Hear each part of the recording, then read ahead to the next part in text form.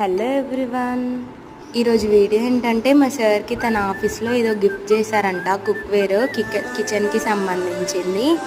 ఆ గిఫ్ట్ వచ్చిన తనకంటే నాకే ఎక్కువ హ్యాపీగా ఉందన్నమాట. ఎందుకంటే అది కిచెన్కి సంబంధించింది కదా. దీన్ని అయితే ఇంకా అన్బాక్సింగ్ చేస్తున్నా అనమాట. మా తన్వి అయితే ఏముందో అని చూస్తుంది అనుకుంటా. మనకైతే తెలిసిపోద్ది కదా ఇది కిచెన్ వేర్ అని, కిచెన్కి సంబంధించిందని. తనకి తెలియదు అనమాట ఏమొస్తుందో అని ఎగ్జైటింగ్గా చూస్తుంది.